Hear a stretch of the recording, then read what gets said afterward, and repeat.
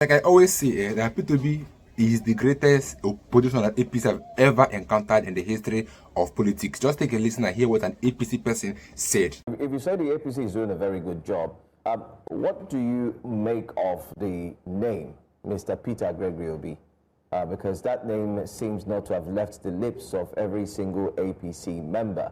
Is he a threat to the APC? Of course, you see, they say a snake is a snake, whether it's a baby snake or a mature snake. The good thing is that once it grows, it will still bite. So Peter Obi is a significant force. He's a threat. He has a massive following, almost like a cult online following, the obedient movement that is acknowledged globally, and that they are determined, right, and they are very organic. So why can't the obedient movement work for the APC? Why don't we have this kind of energy? So I think it's a threat, naturally, based on the way he's moving. And if you look at his inroad, he's even penetrating some part of northern Nigeria, some part of, especially in the north central. So he's actually a threat. And I don't believe in APC we can underestimate any opposition, right?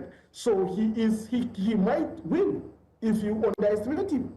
So the best solution is to see how we can contain him as much as possible. And I think we are doing a very good job in containing the obedient movement, because they lack organization, they lack structure, and their core principle is anger, against the status quo.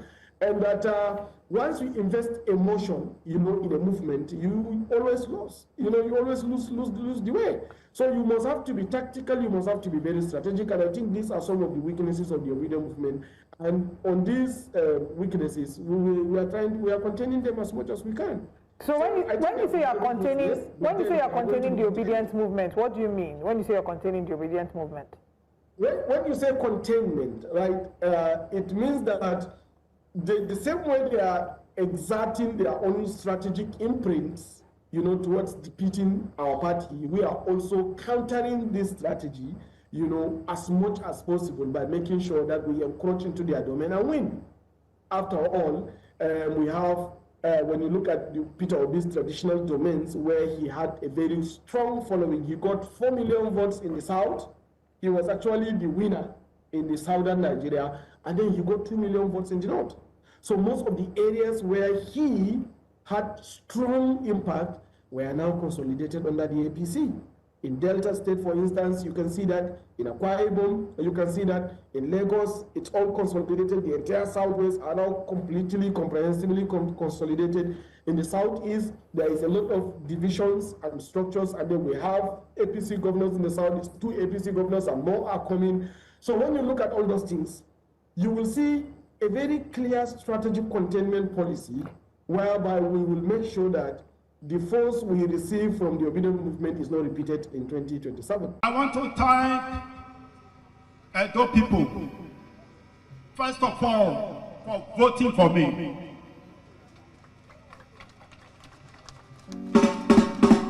I knew that their vote is a sign of progress. What you are seeing today is a dream come true, that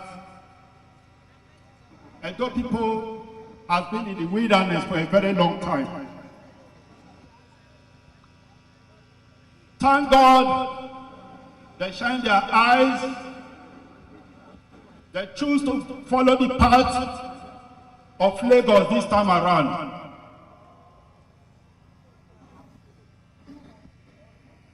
I want to thank the FCT minister for standing by us.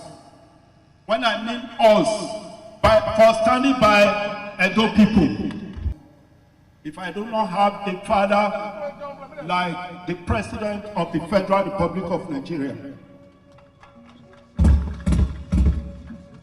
the man who cares so much for Edo people and for the South, how can we thank him? I simply said, it's an advice. Don't come to Edo without telling me.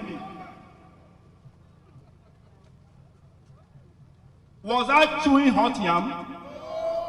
Do I need 1 + 3 to make my sentence? No! Do I need to read encyclopedia for people to understand what I'm saying? No! My job is not only to work for Edo people. My job is to save the life of every Edo citizen and visitors coming into Edo. If telling him to notify me as the chief security officer of this state is a crime, so be it. I have no regret about it. I repeat it, before you come into Edo State, notify me. It's not a threat. Let me not dwell on things that are not relevant. To Edo people, we have made our statement clear. I don't know which one is paining them. Is it because I said they don't have shishi? Do they not say they don't have shishi? So why are they crying?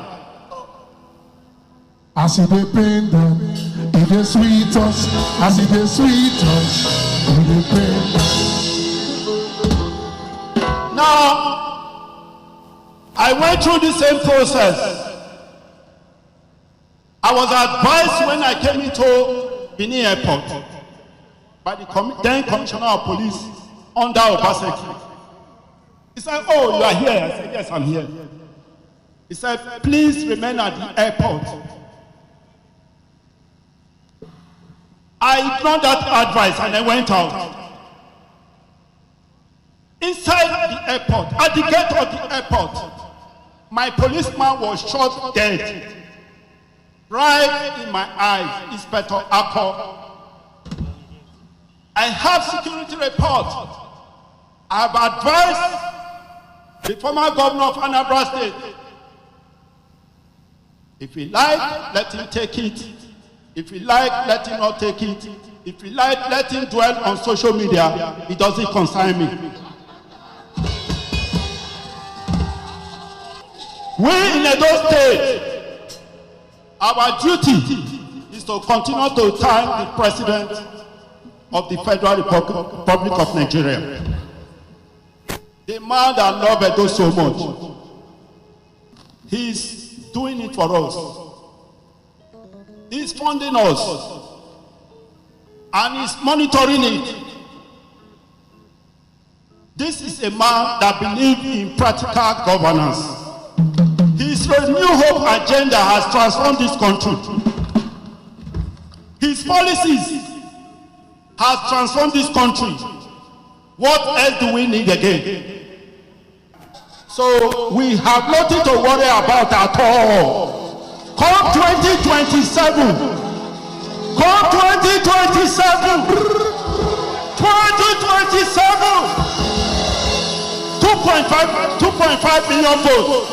It is guaranteed in Edo. I am not joking. We are going to deliver it. I want to say a big thank you. Edo line is open today for the progress for Edo people. Thank you and God bless you all. I think that is why the governors, first of all, they defected to APC, and then secondly, they started to listen to Peter Obi.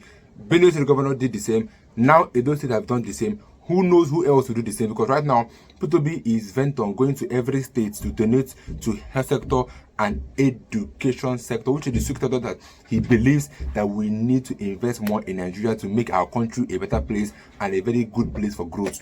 Because Peter Obi have been donating money. In 1 week, he have donated 95 million to education and health sector. He gave 15 million to Edo State, to a school in Edo State. He gave 50 million to his alma mater, CKC, Christ the King in Onitsha. Then again, he gave under money. He gave under 20 million naira to a dentistry school. So you see that this man is bent on developing health sector and education sector, which is what APC government are afraid of. That's why you see all this threats coming from different governors from APC, because they are afraid of it. They know that Peter Obi will conquer them the next election.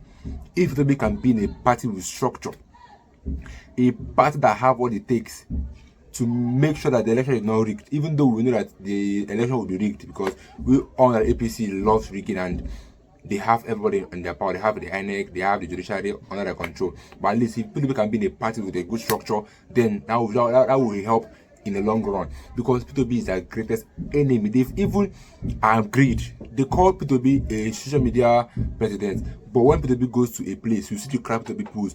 P2B pulls a crowd that no other person have ever pulled in Nigeria. P2B has a name, pulls crowd more than any politician in Nigeria have ever pulled. Yes, P2B pulled crowd. Anywhere he goes, if you go to the campaign of Labour Party, you see the crowd. If you go to the campaign of this one, see the crowd. If you go to church, they will celebrate him as if he's a god. If you go to schools, they will celebrate him as if he's a god. This is the level where we are. People we want in the office are people like P2B. People that understand the mind of people. People that stoop so low just to know what people are going through. But APC government don't care. If you talk, they arrest you. If you do this one, they will threaten you. That all they do is threat up and down. Because why would the governor be threatening a person like P2B? In fact, threatening your own citizen is bad. Talk more of P2B that is running for the candidate of the presidency. That's extra bad. But let me know your views in the comment section. I'll be getting many videos in the comment section.